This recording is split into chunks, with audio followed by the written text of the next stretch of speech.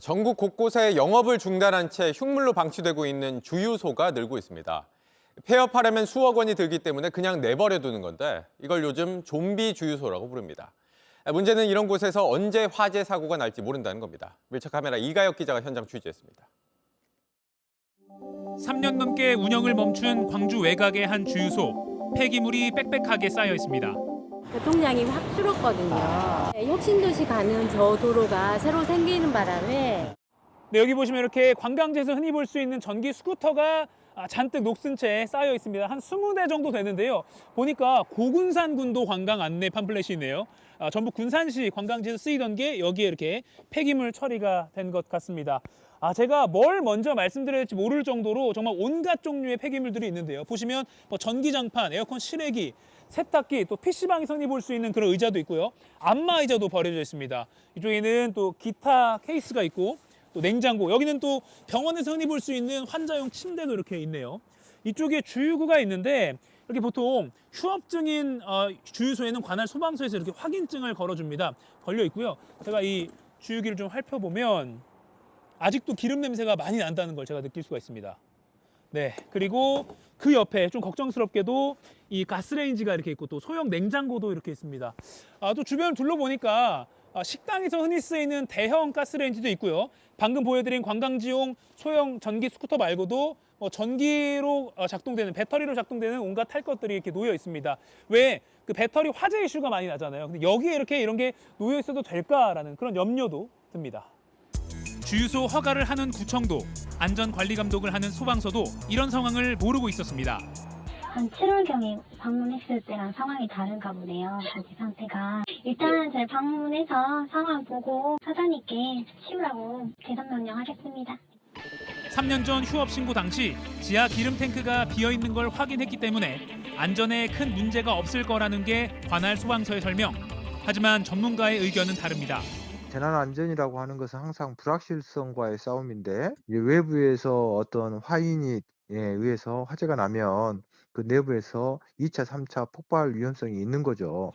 도심에도 이런 곳이 적지 않습니다.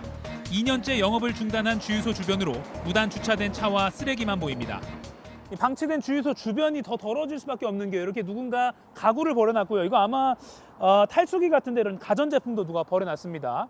그리고 이쪽에도 역시 깨진 유리, 페트병, 그리고 생활 쓰레기도 버려놨는데 지금 여러분들이 느껴지실지 모르겠는데 약간 음식물 쓰레기 같은 악취도 나고 있습니다. 바로 옆에 영어 학원과 오피스텔 등이 있어 불안하다는 주민이 많습니다. 암만 해도 여기가 방치돼 있으니까 그 주위에다 놓고 가더라고. 그래서 언제 불 날지 몰라요. 그래서 항상 걱정이지. 동행한 전문가는 쓰레기보다 더 심각한 문제를 경고했습니다. 배관이라든가 탱크 내에 유증기가 아무래도 있을 수 있고 그것이 이제 오랫동안 이렇게 배출을 하지 않는다 보니까 그게 이제 폭발 팽창하거든요. 그러다 보니까 위험할 수 있고요. 지금 만약에 여기에 부식에 의해서 누유가 되고 있다. 그러면 여기에 토질 오염이라든가 수질 오염은 눈을 봐도 뻔하지 않습니까?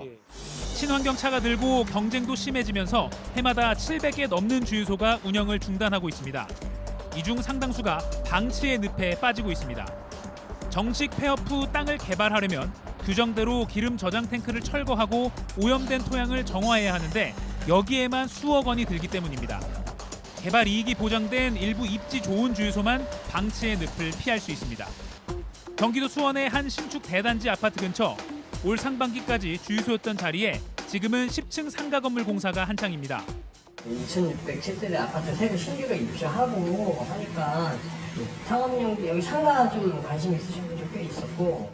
반면 한적한 국도변 주유소 터는 사려는 사람 자체가 없습니다. 매각이 안 되니까 그런 것도 써붙였죠. 지금 경기가 얼마나 나쁜데 누가 돈 주고 몇십억 주고 이렇게 그러겠어요.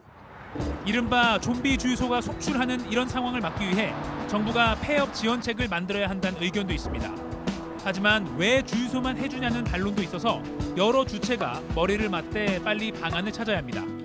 흉물처럼 남겨진 이런 주유소, 앞으로 더 그 수가 늘어날 거라는 게 전문가의 예측입니다. 단순히 보기에 안 좋다는 게 문제의 전부가 아닙니다. 환경오염의 우려도 크고 폭발 사고의 가능성도 있는데 이걸 그냥 사실상 방치하고 있는 게 더 큰 문제입니다. 밀착카메라 이가혁입니다.